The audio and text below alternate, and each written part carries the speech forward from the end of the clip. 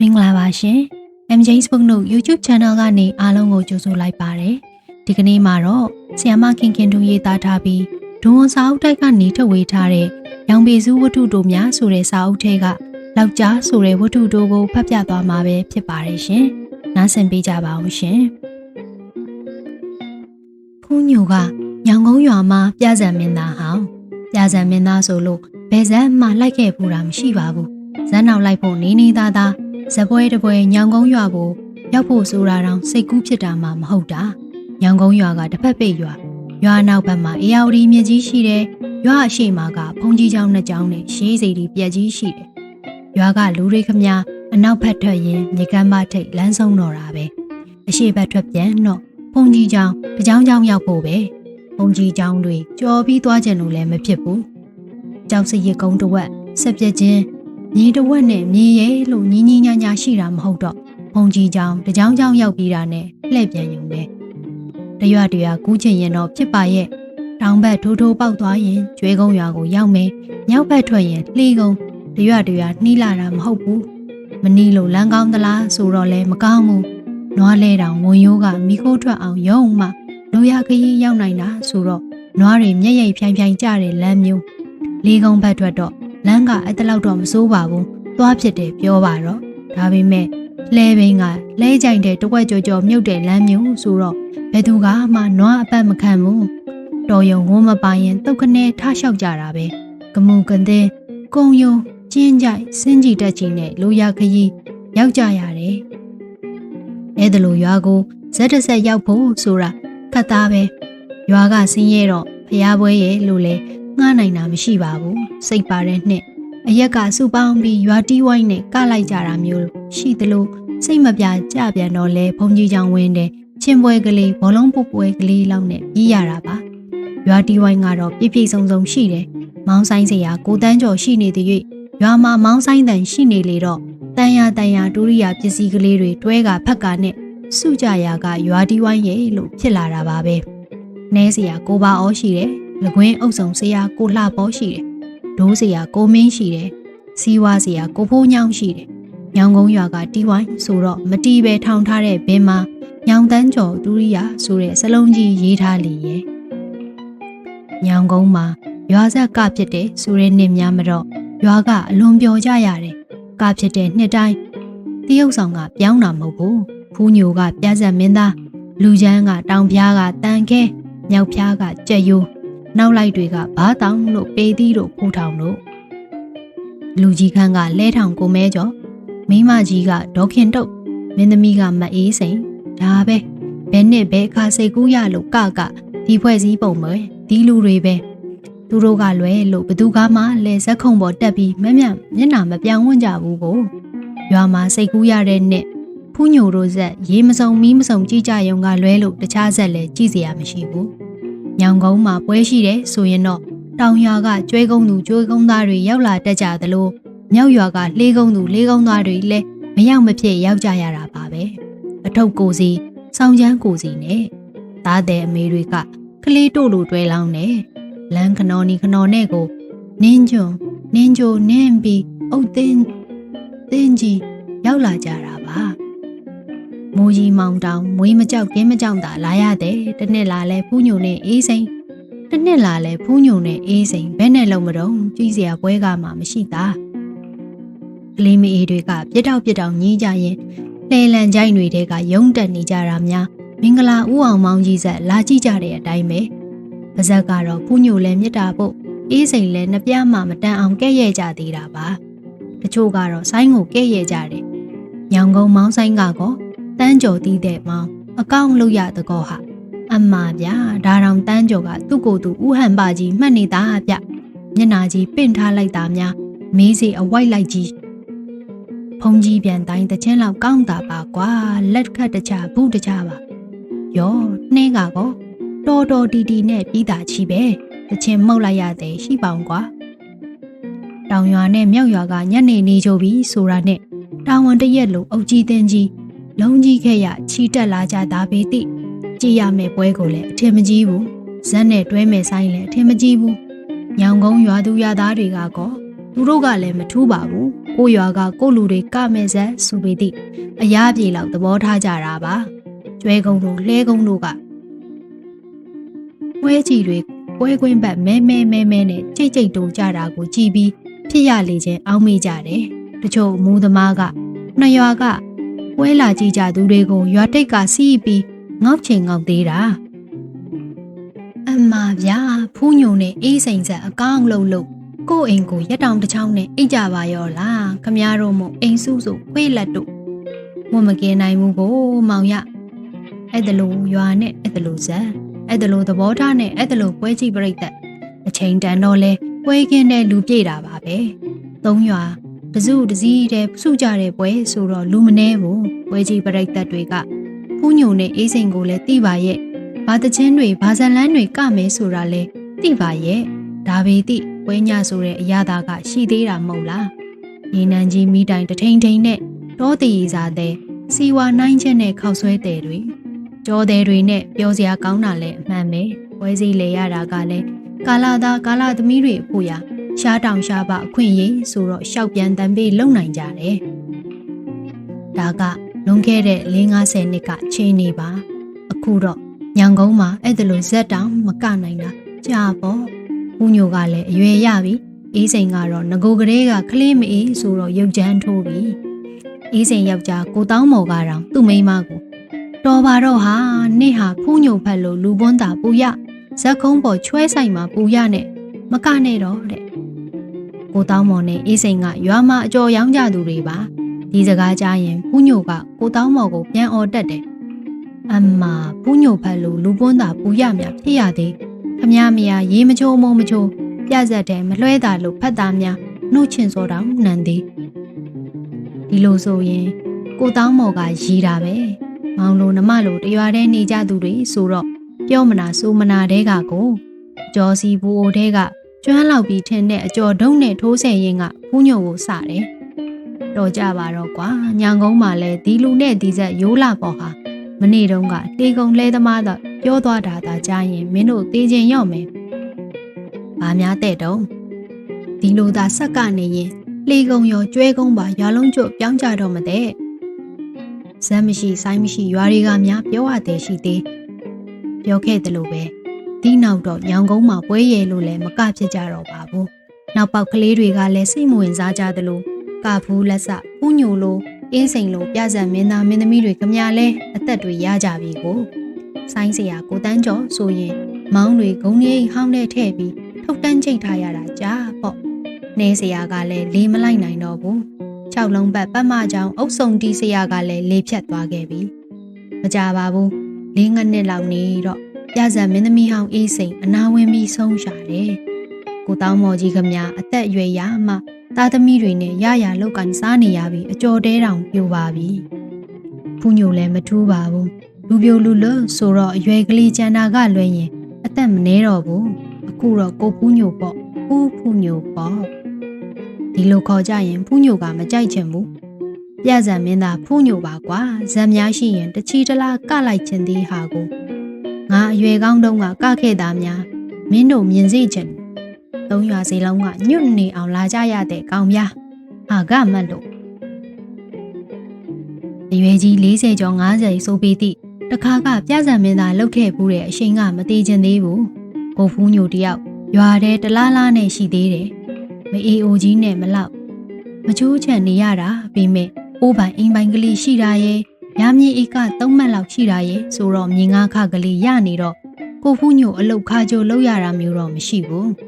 မအေအိုကြီးမြေဆိုင်အင်္ဂလိပ်ထဲထားခဲ့ပြီးမြင်းကြံလိုမြို့ဘက်တက်ချင်တဲ့အခါတက်သွားတာပဲ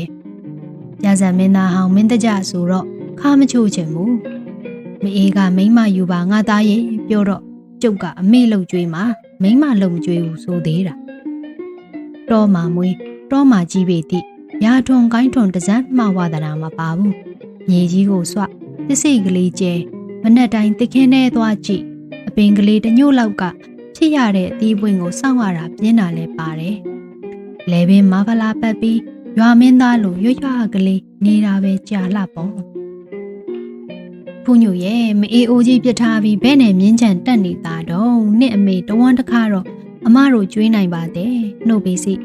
တာရင်ခောက်ခောက်အနားရှိမှမအေးစိတ်ဖြောင်းတော့မယ်ပေါ့ဟဲ့မင်းနဲ့အို့ပြစ်အိမ်ပြစ်တခါတလေပြန်လာရင်ရွာကအမဝန်းခွဲတွေကစီးဆူကြတယ်ဖူးညော်ကဒီအကွက်ကိုတီးပြီးသားအမတွေဆွေမျိုးတွေကမအေးအိုကြီးပြစ်မထားဘူးဆိုတာသိလေတော့သွားချင်တယ်လို့သွားနေတာပါပဲမင်းသားဟောင်းဆိုတော့မျက်နှာခံကလည်းတက်တယ်ခမများတော့မသိပါဘူးဗျာကျုပ်ကအလကားသွားနေတာမဟုတ်ဘူးဗျစီးပွားရေးလုပ်ဖို့မြုပ်သွားကြည့်တာအမကာကြီးပုတ်လောက်ရေးနှစ်လုံကောင်ကမြုပ်တက်ပြီးပွဲရုံများထားအောင်မလို့လားကိုမီကိုရာမမတ်တာထားမအေးကြီးခမညာနေလာညလာဖြစ်နေတာမင်းမို့ကွယ်မရပါဘူးဘယ်သူကမှတားလို့စီလို့မရတော့ဆွေမျိုးတွေကတွတ်ထားရတော့တယ်မအေးကြီးကတော့တားလူပြိုဖူးညိုကိုခုထိကလေးမှတ်တုံးကိုတစ်ခေါက်ပြန်ချင်အောင်မေဆိုတိုင်းမျက်ရည်ကလေးတဆန်းဆန်းနဲ့ငိုရှာတယ်မသွားစေချင်ဘူးမြို့မှာဘာသွားလို့မှန်းလည်းမသိဘူးမြို့ကပြန်လာလို့လဲငွေရည်ကြီးရလောက်လာပါတာမဟုတ်ဘူးမအေးစားဖို့ရဲ့လို့မြို့မုတ်တစ်ဖက်တောင်ပါတာမဟုတ်ဘူးမအေးပူတာကမြို့မှာအပေါင်းတင်မှားမှာစိုးရှာတာပါညောင်ကုန်းလို့ဟိုမသိဒီမသိတောခေါင်ရွာကတောသားကမြို့မှာဘာသွားလှုပ်ရှားလို့ရမှာတော့ဆိုတာပါတယ်လို့ရွာမှာပဲအိုးကင်းဘူးတိုက်လှုပ်ရှားစေချင်တာလဲပါရဲ့မပူစမ်းပါနဲ့အမေရွာမှာနေနိုင်ရင်ပြီးတာပဲကျုပ်ကမြို့သွားတာအကြောင်းရှိတယ်မြို့မှာနေနိုင်မှလူတစ်လုံးဖြစ်မှာပေါ့ဗျကျုပ်ကောင်းစားရင်အမေကောင်းစားဖို့ရှိတာပဲအာကူတို့ရဲ့ငါကောင်းစားဖို့အချိန်မရှိတော့ပါဘူးလူမိုက်ရဲ့ငါဖို့များရှိပါစေတော့မင်းသာရွာမှာအမေနာနေပါအမေတို့ပိုင်တဲ့ရာကလေးသုံးမှတ်ဆိုတာရွာမှာအထဲမသေးပါဘူးကိုယ်တိုင်လှုပ်ရှားရင်ပိုတောင်းကြံသေးရွာမှာလောက်ကင်စားပါငါသားရဲ့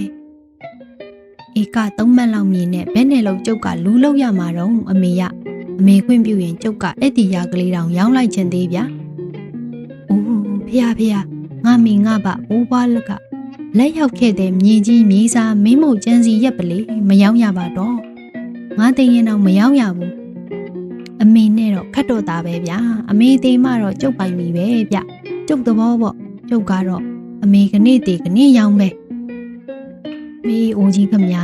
မျက်ရည်ကြယုံကလွဲလို့ဘာမှပြန်မပြောနိုင်တော့ပါဘူး။ဖူးညိုအကြောင်းလဲသိတာကို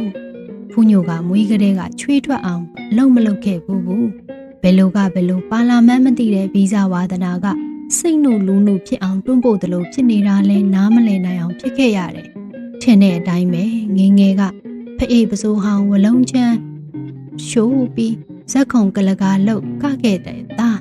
ကြီးလာတော့လဲရွာပြဇံမင်းသားဖြစ်လာတာပါပဲဒါပေမဲ့ပတ်စံရတဲ့အလုံးမှမဟုတ်တာပဲတစ်နှစ်တစ်ခါနှစ်နှစ်တစ်ခါ5နှစ်တစ်ခါစိတ်ကူးရမှထကတဲ့ရွာဆက်မှာပြဇံမင်းသားဖြစ်ခဲ့ပူတာလောက်ရှိတာပဲအနီးအနားနရွာနဲ့ရွာကကြည့်ချင်ပွဲဆိုမကြည့်ချင်ပွဲဆိုမော့ကြည့်ကြတာကလွဲလို့ဘယ်သူကမှလည်းအကောင်းပြောကြတာမဟုတ်ဘူးကို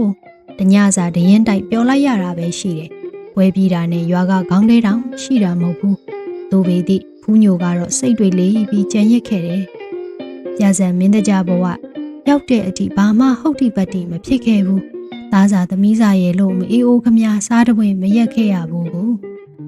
ဒီလိုနဲ့ရွာကပျောက်သွားလိုက်2လ3လတခါပြန်ပေါ်လာလိုက်မြို့မှာဘာလို့စားနေမှန်းလဲမအေးရဲ့လို့မသိရတာထားဖူးညိုကလည်းကျုပ်တော့ဘာအလုပ်ဖြင့်လုံနေတယ်တခါမှမပြောဘူးတစ်ခေါက်ပြန်လာတော့ရွာကဝိုင်းပြီးတော့မှမြင်းချံမှာစိုက်ကားနင်းနေတဲ့ဖုန်ကြီးเจ้าရိတ်ဖိုးပြီးညို့အဆက်အသွဲနဲ့စိုက်ကားနင်းလေရဲဆိုတဲ့စကားမအေးကြတော့မအေးကိုယ်တိုင်ကစိုက်ကားဆိုတာမြင်ဘူးတာမဟုတ်ဘူးကိုအနေလိုက်တယ်ထင်ရှားသေးတာပါငါသားနဲ့ကွယ်မျိုးမရှိရိုးမရှိအနေလိုက်ရတယ်လို့မင်းနဲ့အနေမတက်ပဲနဲ့ဘလို့လူကများမင်းကနင်းရတာတော့သူတကအပူပို့ကူးကုန်ပါအောင်မယ်ပြောဗျာစိုက်ကားနင်းတယ်ဆိုတာအနေလိုက်တာမဟုတ်ပါဘူးစိုက်ကားဆိုတာကိုနင်းတာဗျာလူတွေကတက်စီးတော့နင်းကပေးရတယ်ဗျာစိုက်ကားပိုင်ကိုအုံနာကြီးပေးပြီးကျန်တာကိုရတယ်ဗျာနို့စိုက်ကားဆိုတာဘာတော့စိုက်ကားဆိုတာစိုက်ကားပေါ့ဗျာခမရကျုပ်ကဘယ်နဲ့လို့ပြောရမှာတော့ညောင်ကုန်းရွာကမြင်းချံမြို့လောက်ကို ရှာပါပါတစ်ခေါက်တစ်ချင်းရောက်ဘူးသူကလွဲလို့ကိုဖူးညိုပြောတဲ့စိုက်ကားဆိုတာကိုပုံဖော်လို့မရကြဘူးတရက်တော့ကိုဖူးညိုရွာရောက်တခိုက်ဘာကြီးဘာထွေးတွေကခေါ်မေးတယ်သူတို့ကိုယ်တိုင်လဲညောင်ကုန်းကလွဲလို့တောင်ဖက်ကျွဲကုန်းမြောက်ဖက်လေးကုန်းတောင်တစ်ခါကနှစ်ခေါက်ရောက်ဘူးကြတာမဟုတ်တော့မြင်းချံမျိုးကစိုက်ကားဆိုတာကိုမျက်စိထဲမမြင်မှုဖြစ်နေတယ်ဖူးညိုကမြေကြီးပေါ်တုံးနဲ့ချက်ပြီးစိုက်ကားပုံအကျန်းထဲဆွဲပြရရောမြေကြီးပေါ်တုံးနဲ့ထောက်ပြီးရှင်းပြတယ်ဘိန်းနှဘိန်းကတဲ့တဘိန်းကဘေးကအတွဲသုံးပြီးပါတယ်ပေါ့ဘာထွေးရကျုပ်ကဘေးတွဲပေါ်လူတင်ပြီးနှစ်ဘိန်းပေါ်ကနင်းရတာလိုရခရီးရောက်အောင်ပို့တော့ပို့ခရတာပေါ့ဗျာစီးတဲ့လူကိုမင်းကကြောပို့ရတာလားမဟုတ်တာဗျာဘေးတွဲမှာခုံပါတာကောဗျအဲ့ဒီပေါ်လူတင်ရတာဒလင်းကောက်ကွေကြမကုန်ဘူးလားငါတူရခတ်တော်နေပေါ့ဗျာခမားတို့လည်းမျက်မြင်စင်စမ်းဆိုသလိုလောက်ဆောက်လောက်ကင်ပြဖို့ခတ်သားကပဲနို့မတိလို့မေးပါအောင်မေရွာမှာကိုမြေကလေးမက်ဆေ့လောက်ရှိတာလှုပ်စားရင်အေးနေပါရောလားမြုပ်တက်ပြီးစိတ်ကားနဲ့လှဲတိုက်လိုက်ရတယ်လို့ဘဲကလှဲတိုက်ရမှာတော့ကျုပ်ကစိုက်ကားကိုအမြဲတမ်းမှမဟုတ်ပါဘူးဗျာလောက်ကြားမဝယ်နိုင်သေးလို့ပါလောက်ကြားစိုက်ကားဆိုတာဘာမှမသိကြသူတွေကဖူးညိုလောက်ကြားဝယ်အောင်မယ်ဆိုတော့အံ့ဩကြတယ်လောက်ကြားဆိုတာဘာပါလဲစိုက်ကားလိုအမျိုးပဲလားဘာတော့กว่าလောက်ကြားဆိုတာလောက်ကြားကလူမနေရဘူးဗျတက်ခွရုံပဲသူ့ဘာသာသွားတာမြို့မှာလောက်ကြားတွေပေါ်နေပေါ့ဟာအများတို့တာတော့မှအချင်းကုန်နေကြကျုပ်ကလောက်ကြားစီးကျင်တာရဲ့လောက်ကြားဆိုတာလူလားတရဝါလားမကွဲကြသူတွေကိုလူတော်မောင်ဖူးညိုကလောက်ကြားဝယ်ခြင်းလို့မြို့မှာခြေသလုံးတောင့်အောင်ဝေရှာနေတယ်ဆိုတာကိုအတိတ်ပဲတော့ရှိလိမ့်မယ်လို့တွက်ကြတယ်ဖူးညိုစိတ်ကူးကမြို့မှာလူတော်တော်များများလောက်ကြားတွေတတိတိစီးနေကြတာမြင်ကလေးကလောက်ကြားတစည်းတော့လူဘဝဖြစ်ရတဲ့ခိုက်စီးရမှာလူဖြစ်ရကြိုးနဲ့မှာပေါ့လို့တွေးထားသူကိုဒီတော့သူ့စိတ်ကိုအကျန်းလောက်ခင်းပြလိုက်တာပါဒါပေတိသူ့ဘာထွေးတွေကဘာမှမသိကြပြန်ဘူးပခုတ်ကူမမရေးတတ်ရတဲ့အထက်အလက်ကပ်ပါကတမောင်းဆိုတာမျိုးပေါ့စိုက်ကားတောင်မျက်စိထဲမမြင်တဲ့ဟာလောက်ကြားဆိုဝေးရောလောက်ကြားဝယ်ဖို့စူးစမ်းနေတယ်ဆိုတာကြတော့အမေမောင်ဦးလေးဖြစ်သူကမေးတယ်လောက်ကြားဆိုတာဘာတော့ငါတူရနွားလားနှကြားများတော့ကြံကောင်းစုံကောင်းရှားတကွာနော်မင်းဝယ်ရင်နားလဲတဲ့သူပြဝယ်ဖူးညိုကခမားတို့တောသားတွေနဲ့တော့မိုးလင်းတာတောင်စကန်းကြနိုင်မဲ့လူတွေမဟုတ်ပါလားဆိုတဲ့မျက်နှာနဲ့မထီထီပြုံးနေညောင်ကုန်းကိုလောက်ကြားရောက်လာမှသာကြည့်ကြတော့ပြို့ဆိုတဲ့ကြိုက်ဖမ်းလိုက်သေးတာပါလောက်ကြားဆိုတာဘဲနဲ့လုံနွားဖြစ်မှာတော့ဦးလေးရစိုက်ကားတက်ကောင်းတဲ့ကောင်ဗျမြို့မှာတော့ဆိုင်ကယ်ခေါ်ကြတာပဲမျိုးစားတွေအများကြီးရှိတာပေါ့ဗျာအဲ့ဒီထဲမှာမှလောက်ကြားကအကောင်းဆုံးပြောကြတာပဲရွာရောက်လာရင်ဦးလေးတို့တွေ့ရမှာပါကျုပ်ကငွေနဲ့နဲ့လိုနေလို့ရဲ့အမေရာကလေး9မှုလောက်ဖဲ့ရောက်ရင်ဖြစ်တဲ့ဗျအမေကနှမျောနေလို့ရဲ့အမေရာကွက်9မှုလောက်ဖဲ့ရောက်ပြီးဝဲရမယ်လောက်ကြားဆိုတာကိုအံ့ဩနေကြတယ်တော်တူတောင်သားတွေဆိုတော့လောက်ကင်စားစရာမြေကထမင်းအိုးကိုထမင်းအိုးရိုက်ခွဲရမယ်ဆိုတာဖြစ်မှမဖြစ်ကောင်းတာပဲလောက်ကြားမကလို့လောက်ဖြားဖြစ်သူတို့ကဘာမှန်းသာမသိပေမဲ့သဘောမတူချင်ကြဘူးမအေးစိတ်ဆင်းရဲအောင်မလုပ်ချင်ပါနဲ့ငါတူရငါအမအသေးဖြောက်စမ်းပါစီမင်းနဲ့မြေရောက်ပြီးလောက်ကြားဝယ်ရမယ်လို့မဟုတ်တာမင်းလောက်ကြားကကြက်သွန်ထွက်လို့နန်းထွက်လို့ဆိုရင်လဲထားတော့ကျုပ်ကတော့အမေသေးသားနဲ့ရာရောင်းပြီးဝယ်မှာပဲအမေကတီးလာကောင်းချက်ဗျာသူ့အမအိုးကြီးအမကိုမတော်တာပြောရပါမလားဆိုပြီးဦးလေးဖြစ်သူကအနားရှိတဲ့ထင်းချောင်ထဆွဲတော့မှဖူးညိုတော့ရပြေးခဲ့ရတာပါနောက်တနေ့မနက်မအေးတားတဲ့ကြားကပဲမြင်းချံပြန်ပြေးလာခဲ့တယ်2လတစ်ခေါက်3လတစ်ခေါက်တော့ရွာပြန်လာပါရဲ့မအေးလွမ်းလို့မဟုတ်ဘူးအချိန်နေပြန်အကဲခတ်တာပါမအေးလက်စုပ်ဘိုးမွေပွားမြေမြေကလေးဧက3မှတ်ရောင်းကျင်လွန်းလို့ဥကိုရလို့ရှိကဘိုးဘွားတွေဒီလိုမြေလက်တစုပ်ဘလို့ချစ်ကုတ်သိမ်းထုတ်ထားရတယ်ဆိုတာကိုလည်းဖူးညိုကောင်းတဲ့မရှိတော့ပါဘူးဘိုးမွေပွားမွေမြေရောင်းပြီးလောက်ကြားဝယ်ဖို့ပဲခေါင်းထဲရှိတော့တာပါတရွက်တော့ ရွာကညီဝမ်းခွဲတယောက်မြင်းချံကိုလိုက်လာပြီးဖူးညိုကိုရှာတယ်မအေးအိုကြီးရွာမှာဆုံးရှာပြီတဲ့ဖူးညိုကလည်းတုတ်ခနဲ့ထလိုက်လာတာပါပဲမအေးအလောင်းမြေးကြပြီးမကြပါဘူးဖူးညိုလက်ထဲငွေတွေအထုတ်လိုက်ရလိုက်ပြီးဇွေတွေမျိုးတွေတားတဲ့ကြားကညမြီဧက9မှုရောင်းလိုက်တဲ့အခါရွာစည်းနဲ့9သိန်းလောက်ရလိုက်တာဆိုတော့ရွာမှာဖင်းဦးအောင်မနေတော့ပါဘူးမြေရောင်းရတကောရဲ့လို့ရွာကတူလေးတူမလေးတွေတောင်မုံဘူးရဲ့လို့ချက်တန်တရွက်မပေးခဲ့ဘူးအဲ့တလောက်အထိမကြပါဘူးညောင်ကုန်းကိုလောက်ကြားရောက်လာခဲ့ပြီညောင်ကုန်းတင်မကတောင်ရွာကျွဲကုန်းနဲ့မြောက်ရွာလေးကုန်းကပါလောက်ကြားဆိုတာကိုလာကြည့်ကြတယ်တစ်ချိန်တစ်ခါကဖူးညိုအေးစိန်ကတဲ့ရက်ဆက်လာကြည့်ကြသလိုကြည့်ကြတာပါနှစ်တေသာပြောင်းနေရာလန်းတွေကမပြောင်းတော့ပွဲကြည့်လာကြတော့ကလိုပဲကုန်းကြောင်လာကြည့်ကြတာများခဲလို့ညောင်ကုန်းမှာလောက်ကြားပေါ်လို့တဲ့လောက်ကြားပေါ်လို့တဲ့တည်င်းကချက်ချင်းပြန့်သွားတာဆိုတော့လှုပ်လက်စာအလုပ်ပြစ်ချပြီးညောင်ကုန်းကိုလောက်ကြားလာကြည့်ကြတာဖူးညိုအင်မတန်ဝမ်းသာတယ်ဖူးညိုပြဇက်မကတော့တဲ့နောက်ပိုင်းဖူးညိုဝေလာတဲ့လောက်ကြားကိုတပြန်လာကြည့်ကြတာကိုကျေနပ်နေတာပါဖူးညိုတို့အိမ်ရှိတလင်းပြောင်တဲ့လောက်ကြားကိုတောက်ထောက်ထားတော့ဝိုင်းတိုက်ထဲဝင်လိုက်တာနဲ့ထင်းထင်းကြီးမြင်ကြရပြီတခါကညင်ရောင်းရမလားရေလို့စိတ်ဆိုးကြတဲ့အမျိုးတွေကထိတ်ကလောက်ကြားမဲမဲကြီးဘေးမှာငုတ်တုတ်တွေထိုင်ကြလို့မင်းလောက်ကြားကနှချေးပို့ထိုးကောင်းနဲ့တူသေးကွာမဲလိုက်တာပြောင်းလို့ဒီကောက်နှကောက်ကလက်ကင်လားမီးခွက်တွေများလာကြည်လားဖူးညိုရမင်းကောင်ကသူ့ခြေထောက်ပေါ်သူခြေတစ်ဖက်ထောက်နေတာများငုံကြလို့ပဒုံးနဲ့သူသားပါကွာမျက်လုံးတွေကဓာတ်ခုတ်ကောင်နဲ့များနန်းကောင်နဲ့များတူတာဒါကဘာတွေရေးထားတာတော့ဖူးညိုရလောက်ကြားလို့ရေးထားတယ်ပြောတာပဲငင်းချံကလောက်ကြားပွဲစားမြမောင်ပြောတာတော့တလုတ်ကြီးကလာတာတဲ့ဗျလောက်ကြားဆိုတာတလုတ်နာမည်ငင်းမှာပေါ့ဟုတ်လောက်တယ်အမှန်ကလော်ဂျီယာဒါမှမဟုတ်လော်ဂျီယာလို့ရေးထားတဲ့တရုတ်ဆိုင်ကယ်ပါညမအတန်ထွက်နဲ့လော့ကြားခေါ်ကြရာက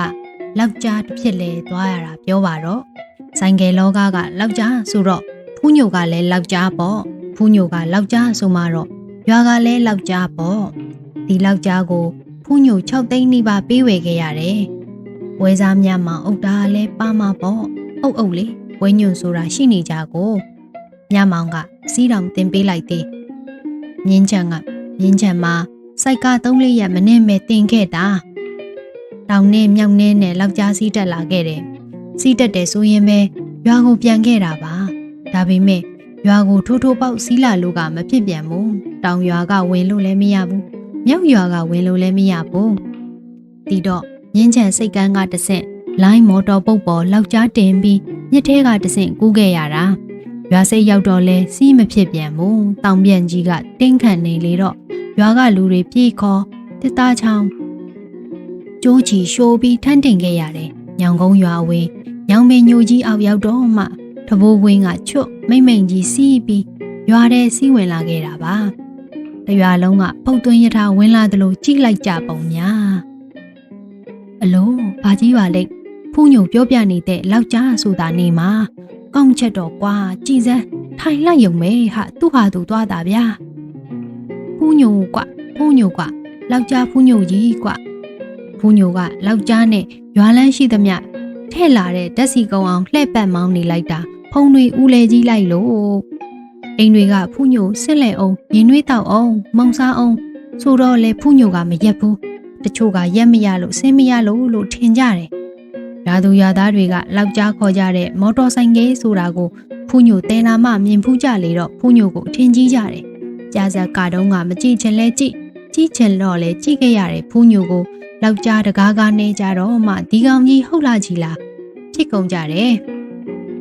ဖူးညိုကလည်းဒါကိုလိုချင်တာပါမအေးလက်ဆုပ်ရာမြေကလေးဖဲ့ရောင်းလိုက်လို့အပြစ်တင်ကြသူတွေလဲလောက်ကြားနေကြမှာဖူးညိုစိတ်ကူကောင်းလိုက်တာဖြစ်ကုန်ကြပြီညဘက်ရောက်တော့ဖူးညိုကသူ့လောက်ကြားကိုအိမ်အောက်ထိုးသွင်းပြီးပစိုးစုပ်အုပ်ထားလိုက်တယ်ညဘက်တောင်လာကြည့်ကြသူတွေကဘယ်နေမှာတော့ကလေးလူကြီးယောက်ျားမိန်းမကအစရွာဦးဆရာတော်နဲ့ကိုရင်ဦးပါဇက်များပါကြွလာကြသေးတာပါဆရာတော်ကြီးကမနှက်ဖက်လောက်ကြားနဲ့ကြောင်းလာခဲ့ဖို့မိန့်နေ ဖူးညိုကလောက်ကြားရောက်လာပါပြီဆိုတဲ့နေ့ကစလို့တရံမှကောင်းကောင်းအိမ်မပြောဘူးမနက်မိုးလင်းပါစီဆူတောင်းနေတော့တာပါမိုးလင်းတာနဲ့လောက်ကြားစီပြီးရွာပတ်တော့တာပဲတရက်က2ရက်ဆိုတော့ဓာတ်စီကကုန်ပြီဒီတော့စီဝဲထွက်ရပြီစီဝဲရတယ်ဆိုလို့နီးနီးနားနားမဟုတ်ဘူးအနည်းဆုံး3တိုင်လောက်ဝေးတဲ့ရွာတစ်ကုန်းထိသွားရတာပါဖူးညိုလောက်ကြားကစီတော်တော်စားတာတဲ့မင်းနဲ့အဲ့ဒီစီကရွာတစ်ကုန်းလောက်ထိသွားဝယ်ရတာမောင်ကြီးငါးသားဆုံးနွားဝယ်မှာပေါ့ကွာရွာမှာတင်မျက်ရည်ကျွေးလို့ရတယ်မိုက်ပါကွာနေပါအောင်ဖူးညိုကလောက်ကြားဝယ်လာတာတော့ဟုတ်ပါရဲ့လောက်ကြားနဲ့ဘာလို့စားမှာတဲ့တော့လမ်းကောင်းကောင်းမရှိတဲ့ရက်မြင်းဝယ်လာသလိုပါကွာကြာတော့ရွာတဲ့ထဲထိုးသလိုဖြစ်နေပါပကောကြာတော့လဲလောက်ကြားကိုရွာကဩကလီဆန်လာကြပြီစံကျင်ဆန်မဆန်ချင်နေဖူးညိုကဖြင့်မအေးအမွေလက်ကြံရမြေဧကတမတ်လောက်ကြားတစည်းနဲ့ငုတ်တုတ်ထိုင်နေတော့တာပါသူဟာသူလဲတရက်က2ရက်တစ်လက2လဖြစ်လာတော့တွေးရပြီသူဘာဆက်လုပ်ရမလဲရွာမှာသူတကာမလုပ်တဲ့အလုပ်လုပ်ခဲ့လို့ရွာလှုပ်သွားတာတော့ဟုတ်ပါရဲ့လောက်ကြားတစည်းအိမ်ရှိမှရက်ထားပြီးရွှေချောင်းပြောင်ပြောင်ဝမ်းခေါင်ခေါင်ဖြစ်နေတာလဲသိရဲ့ရွာကလည်းလောက်ကြားကိုတိတ်အာယုံမရှိကြတော့ပါဘူးယောက်ျားအတွက်စီထွက်ဝဲရတာကလည်းမသက်သာလာဘူးအဆိုးဆုံးကတော့ကို့ရွာတဲ့ပတ်စည်းနေုံကလွဲလို့အပြင်မထွက်ရတာပါကျွဲကုန်းလဲသွားလို့မရလေးကုန်းဖက်လဲထွက်လို့မရအရှိဆရာတော်အကြောင်းအနောက်မြစ်ထဲထိုးဆင်းယုံရှိတာကို